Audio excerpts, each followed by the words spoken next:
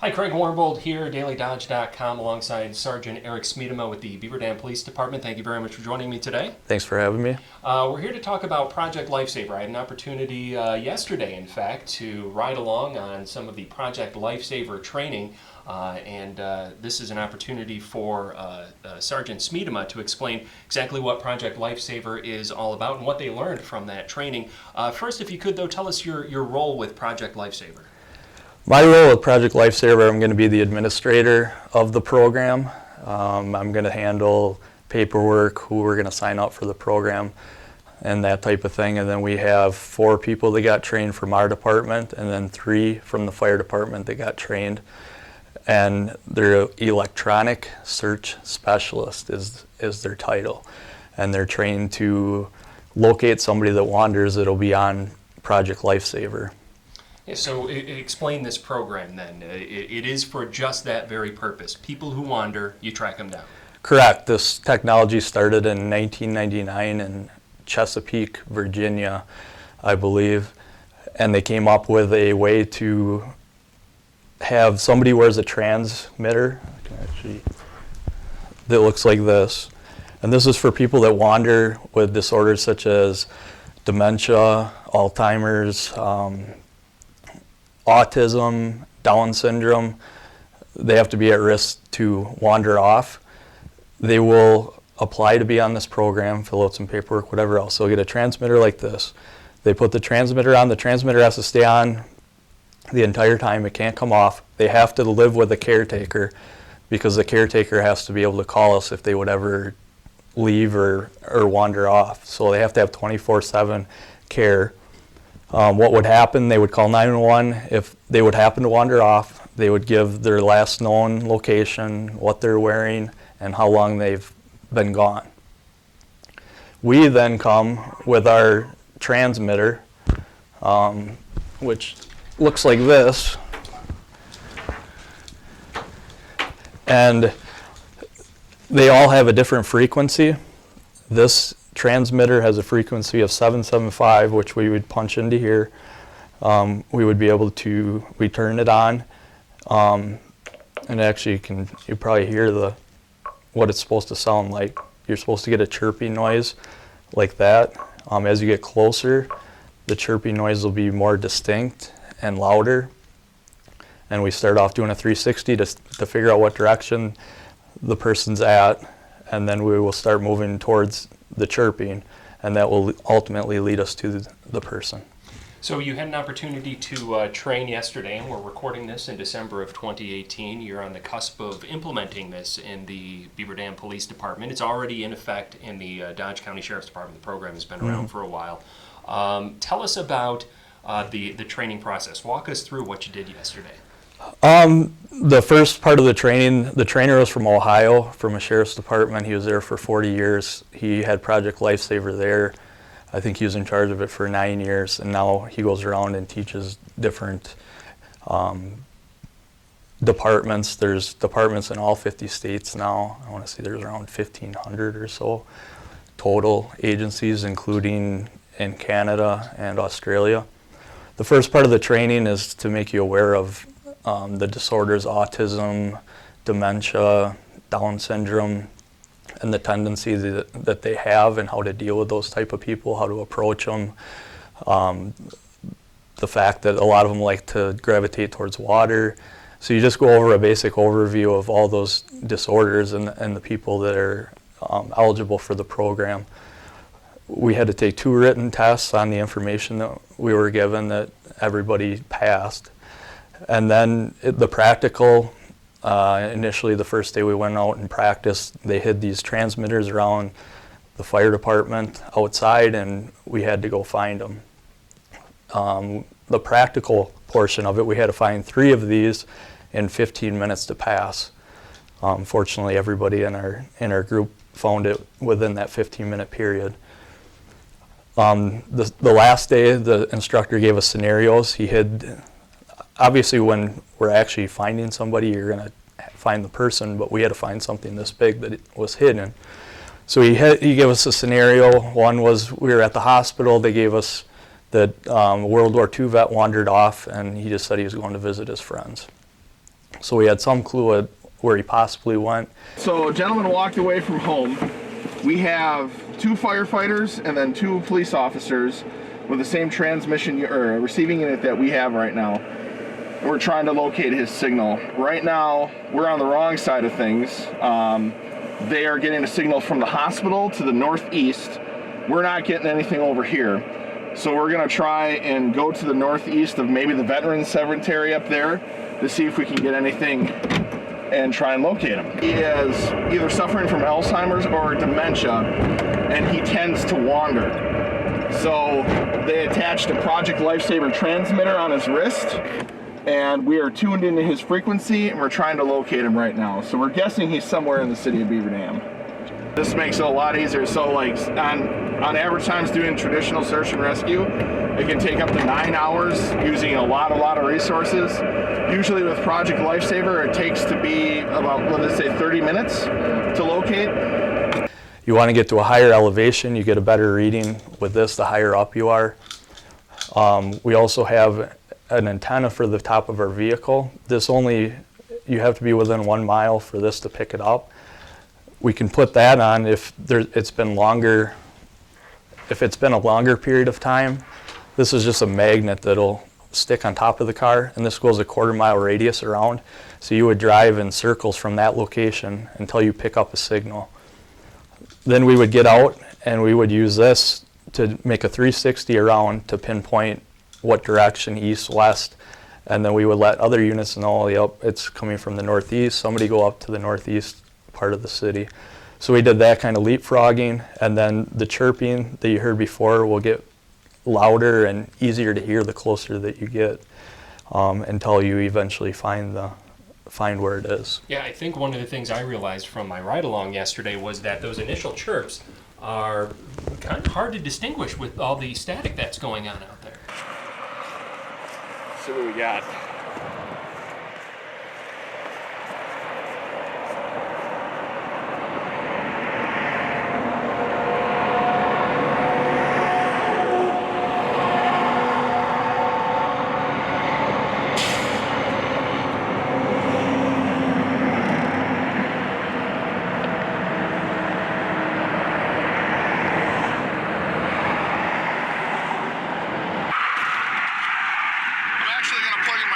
Here so I can hear it a little bit better.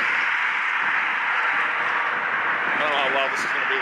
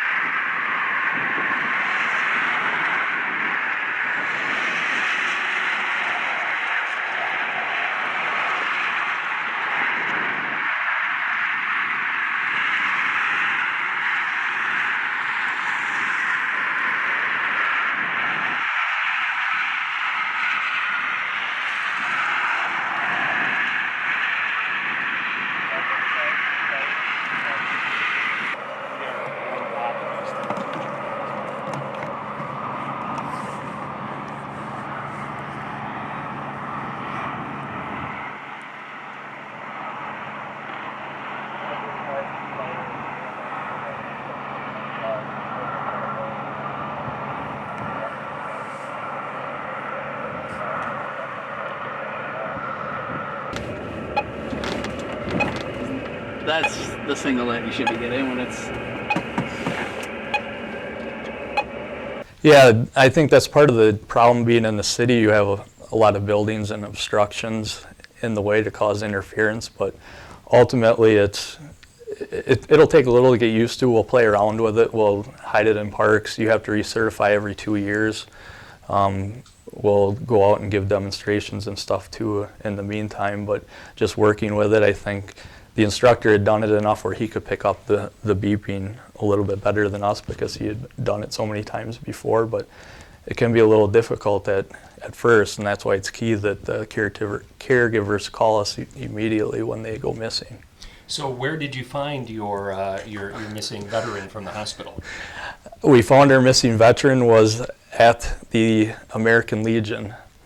It was hidden in the tank, and we the clues that he gave us, we started working that way because we were thinking possibly cemetery because there's he might be going there to visit friends, and that ultimately kind of led us up to the farther to the northeast. We started getting the chirping there, and then it led us all the way up to the American Legion. That was 33 minutes. It felt like forever. It did. It really that did. was the easy one. Absolutely, it did. So with the training, as with real life, you're going to be given kind of a set of clues maybe. It may not be very clear, but you might have a little bit of a starting point, ideally, in each situation you find yourself in. Correct. When they fill out the paperwork, they'll fill out what they're, I guess, into. Say they're into trains, or that was another one of our scenarios. It was, I believe, somebody with Down syndrome that really liked trains. The next one starts, apparently there's an educational service center on Burnett. School Not district Burnett. office. Yeah, you're right. Just south of here. Yep. Okay. Down syndrome kid loves things that move. He loves construction equipment, airplanes, cars, trucks, planes, anything that moves and stuff. He walked away from there. Actually, he runs. He's one of the Down syndrome kids that runs everywhere he goes. And took off from school. Could be gone as long as 15 to 20 minutes. And no direction of travel. Nobody saw him or anything like that, what door he went out of or anything. And his frequency is 963. 963? 216.963. Is there a lot of heavy machinery out there on Cycle? On Cycle where the hot, Yeah, right next to is there still Yeah, we got construction Mark's going on Trucking. by the high school at all? Are We they got doing any- like actual?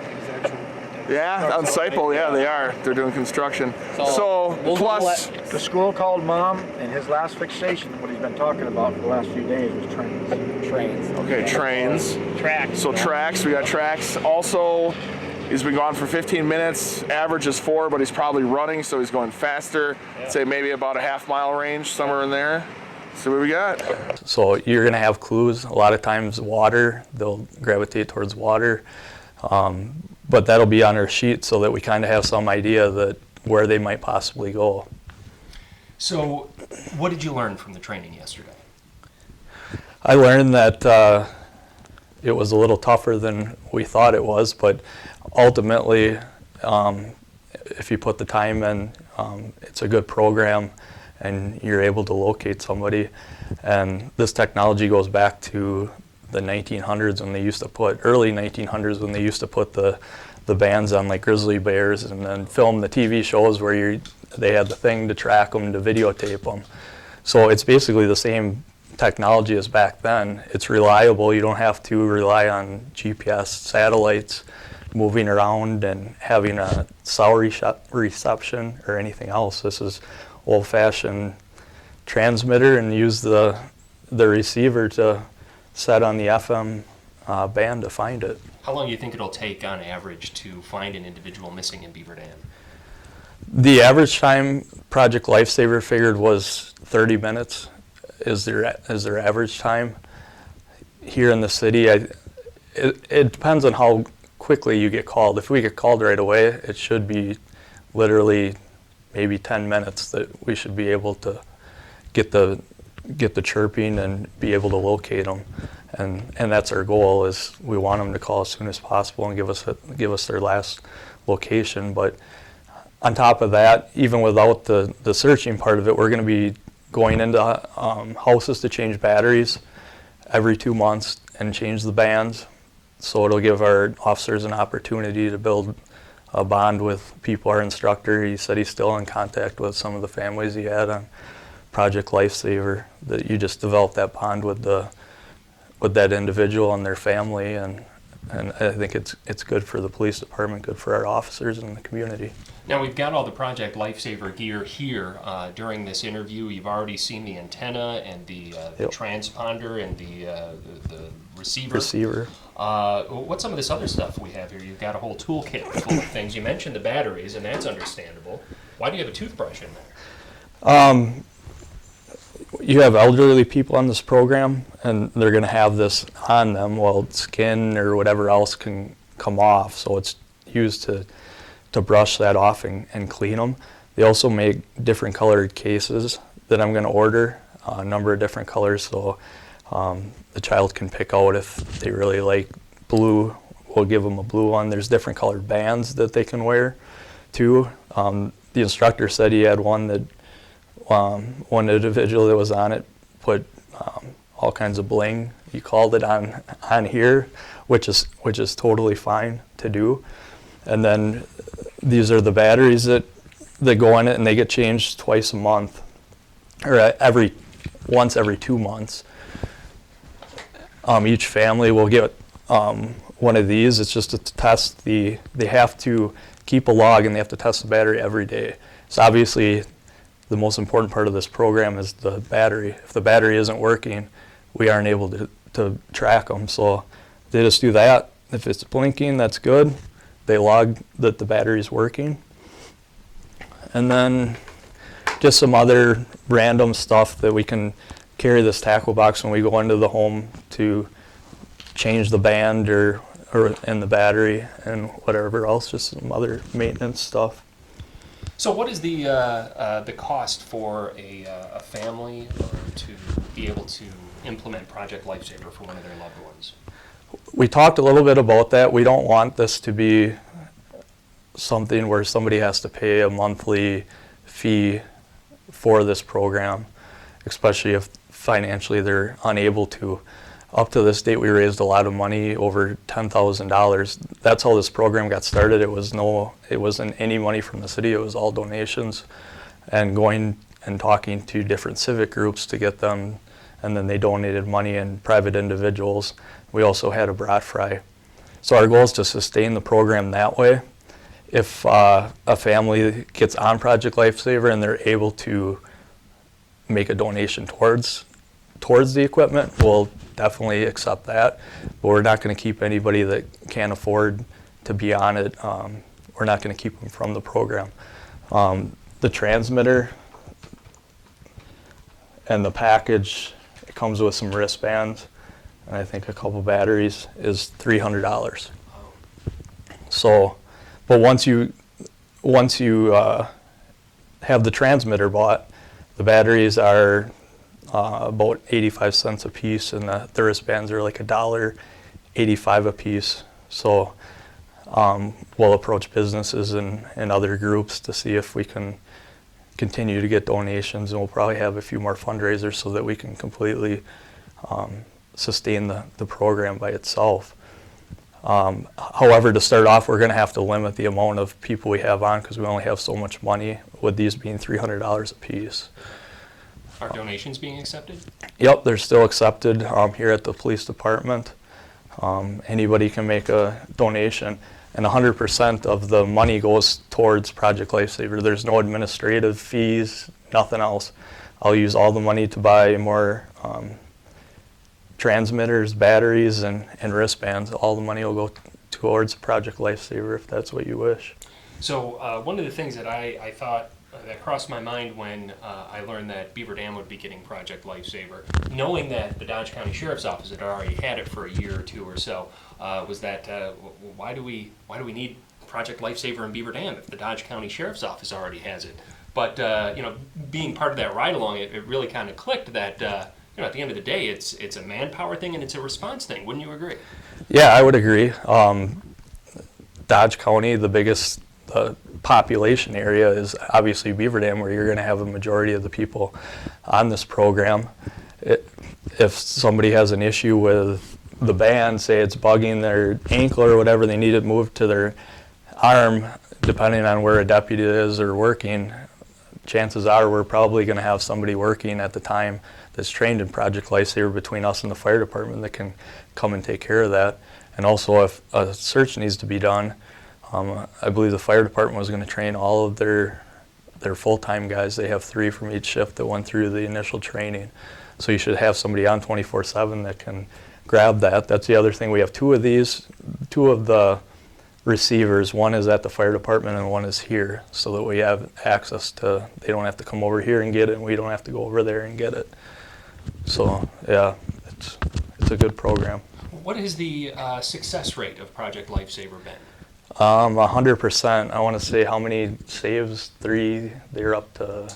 Yeah. They're up to like 3,500 saves. Yeah. Nationwide. Yes, correct. That's nationwide with it. We hope to never have to use it, but it gives family members a peace of mind, and it might keep that elderly family member in their home longer, being on Project Lifesaver rather than having to go to an assisted living place. And that's where I want to wrap it up. Why is this important to the folks in the city of Beaver Dam and Dodge County to know that Project Lifesaver is available? I think it's very important for the kids that are on it. I know Christy won't mind me bringing her name up, but Christy Hartzheim's son has autism, and she says it means the world to her knowing that if Carter would take off, she has the ability to call us, and we have an ability to track him. And she says he doesn't take off because he's wearing the transmitter, and he knows that if I take off, the police are going to find me. But then you also get the relationship of going into the house and conversing with them and talking and getting to know them. And so I think all around it's an important, whether you have grandma who's with grandpa and grandpa's having trouble keeping grandma in the house, to give them peace of mind that if she goes to the bathroom and she takes off, I can call 911, give them the info, and she can be found quickly. So I think it's a very good program for the community and for our department. If somebody out there is interested in being part of Project Lifesaver, what should they do? They can contact me. My email is on the website. They can also leave me a message, 887-4613, extension 513, to get more information. All right. Sergeant Eric Smeedema with the Beaver Dam Police Department here. I want to thank you very much for sharing this information with us today and allowing me to go on that ride-along yesterday. Thanks for having me. All right. And again, it's Project Lifesaver. More information can be found at dailydodge.com.